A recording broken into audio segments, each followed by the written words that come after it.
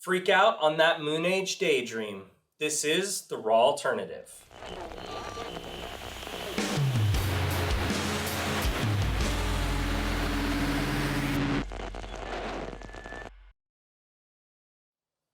What happens when you take power pop?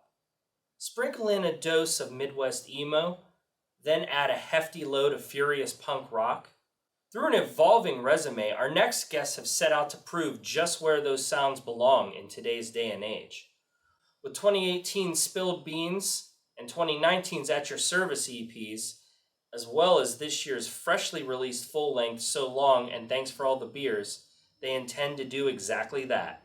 The Raw Alternative welcomes the Service Monkeys. Thank you all so very much for being here today. Yeah, thanks for having us. Hey, thank you, man. So, as of this year, new album, Thanks for So Long and Thanks for All the Beers. Talk about the new record. Oh, man.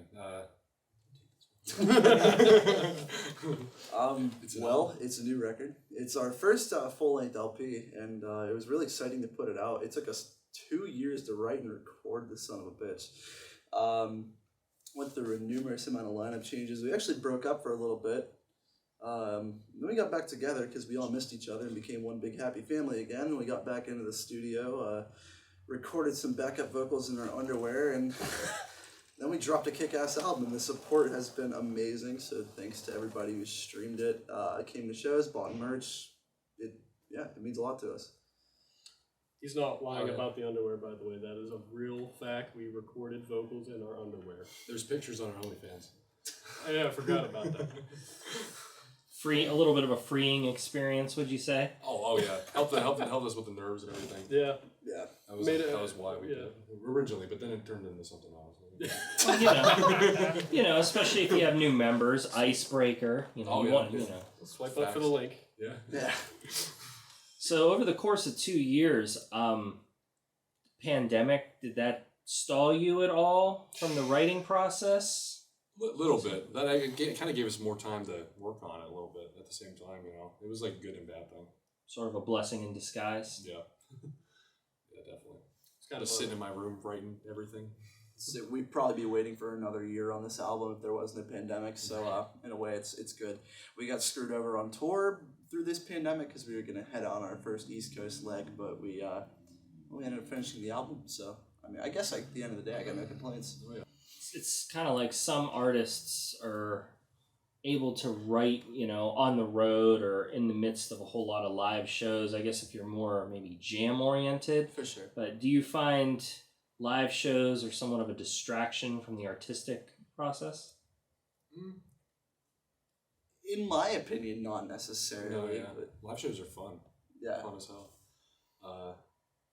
I think it also, instead of practicing, we'll just play live shows and then we don't got to get together and practice. So that helps a lot too. Yeah, plus we're also getting used to the new material that we were playing.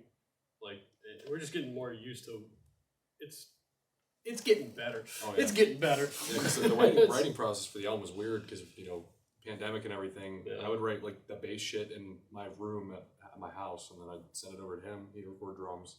Then he'd come over and record bass separately. So as we've been able to play live lately, we're all getting the hang of these new songs. We're getting snap back. Yeah. I've always found sort of road testing new material has always helped me because you see how something goes over live, you could kind of pick it apart maybe this dragged on a little bit or everyone seemed to like this, but not having that's a little bit of an interesting, would you say that's a little bit of an interesting kind of testing material cold? Oh yeah. The first show back was a release show, and it was kind of weird, seeing how everybody thought of it. This last show that everyone was singing along, so I was like, all right, this is cool. But we were definitely really anxious about the first show back with all the new stuff. Yeah, we definitely had to have been doing something right, I guess. At least something pretty minuscule, because like I said, the support's been great. A lot of support, but honestly, we just have fun playing what we play, and if we find something that we need to correct when we're playing out, we'll figure it out eventually. But we have fun doing it in the moment, I guess. And That was a jumbled mess of an answer. Sorry, we're jumbled messes. That's so true. Aren't we all? So speaking of the live performance, your band sort of has a reputation of giving these really passionate and I guess you can say engaging performances. So talk a little bit, if you would, how important is that to make that connection to the audience when you're performing and have the music communicate? It definitely is important. We play like that even when we're practicing though. Like we're all over my studio. Like I have a little studio in my place we practice in, and we're all over that place. We're knocking shit down. But it's just kind of how anytime we get behind the instruments, we just go ham. Just because we love it so much. So Yeah, it kind of reminds me of back when we used to play before we split up. I had this chimsy little bass. I always threw it everywhere. And I remember it was at the West Side Bowl. Yeah. I threw it right in front of me, and it broke right in half. And I literally was like, snapped in half. Oh God. That was just a vibe. It was fun. Oh yeah. I love breaking shit. It's cool that you say we have a connection with that kind of stuff because we don't necessarily try to. Yeah. You know what I mean? Like it's, that's cool. Natural. Oh, yeah. Yeah, I mean, anarchy. having audience engagement from both directions is obviously very helpful, and we like staying connected with the audience and giving ourselves or a portion of ourselves to the audience, whether it be contextually from our music or just our performance. If you've never heard us before, like we want you to walk away feeling like, damn, that was good. Those guys are really interactive. Like they like to move around. If the music sucks, at least we're fun to watch. Exactly. Exactly. That's what you're getting at, right? Yeah, 100%. Oh yeah. You feel sort of this DIY punk aesthetic really creeps in because this doesn't feel choreographed to me. Oh, never. It kind of just happens. The punk aesthetic, I guess, we're just, I don't know. Here, I don't know, do you have a good answer to that? Maybe we were punk at one point, but now we're just us. Yeah, that's the best literally, part about we're us.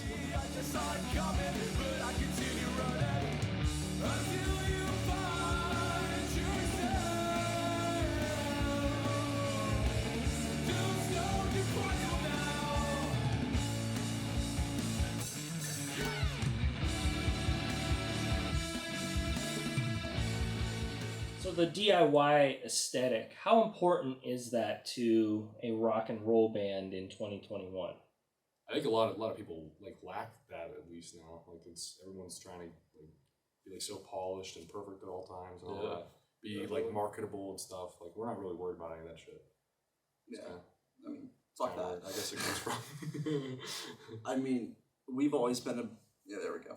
We've always been about staying true to ourselves, no matter what's popular, no matter what everybody else is feeling. We write and we play what we want to write and play, as long as one person likes it, hell, even as long as all three of us like it, then, I'm happy with what we have. Yeah, exactly. We don't really need an aesthetic to define us, I guess I'd say, or to follow into a trend. I guess that's pretty fucking punk, ain't it? Yeah, there's really just no reason for us to try to fall into anything because we're happy with who we are, what we do. So, good answer. Good answer. So this is your third major release. I'm going back to the Spilled Beans, which was an EP technically. Yeah, technically. Okay, and At Your Service EP a couple years back. So talk a little bit about how, I guess you can say, the scene as a whole has changed from when you put out your debut to now. Oh, it's definitely changed a lot. Is it a healthier environment for bands? I'd say like West Side Bowl is they weren't around back when we really Spilled Beans. At least I don't remember them being around back then, or just we never played there at that time. I think you came right as that was.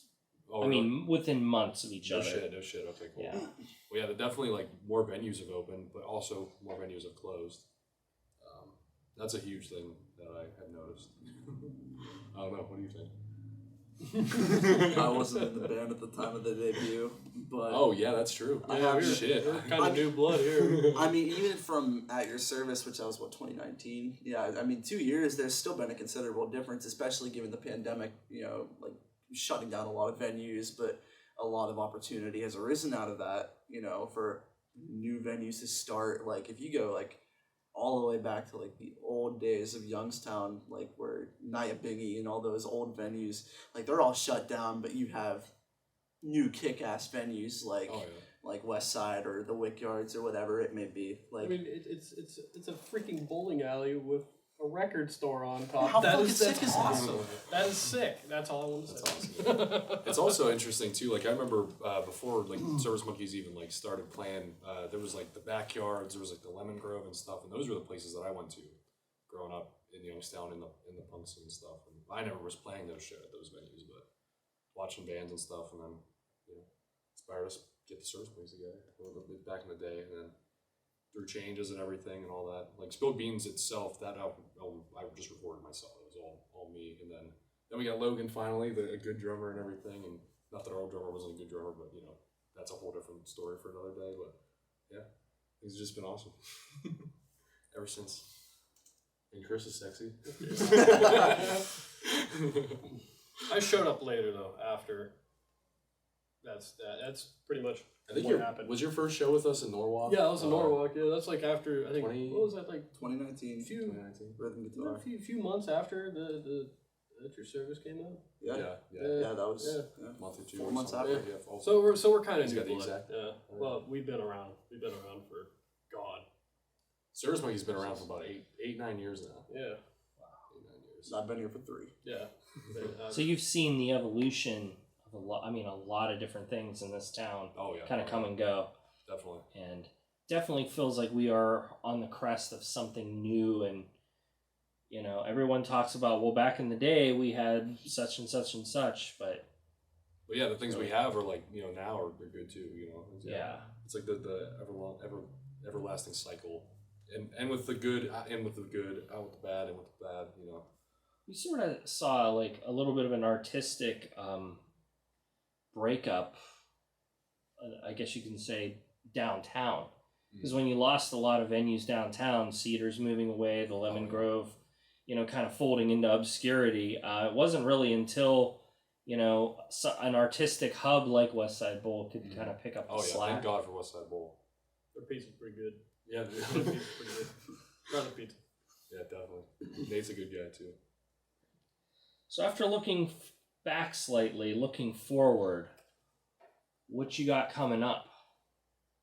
Stuff. Oh, lots of stuff. He's definitely. See, I'm good. I'm glad I handed the mic to you. I'm always texting. What do we got coming up? Yeah, we've got. Oh Jesus Christ! Well, we're in the process of debating when to record our next single. We've played it at a few shows. It's called "Fuck It, Why Not," and hopefully we'll be heading in the studio to record that soon. But we're happy to be back on the scene. Oh yeah, Happy everything's opening back up. Hopefully it stays that way. So Right. Oh god, I can't handle another clutch shutdown. we're happy to be back. So we're happy to be back on stage. Get your damn vaccine. Facts. Right. Service Monkeys. Catch them on the road this fall. Yes. Oh yeah. Thank you guys so very much for being here. Thanks for having us, man. Thank you. Thank you. Thank you. Thanks for having us. Peace and love. Peace and love. Peace and love. Peace and love, man. I gotta go, go, go.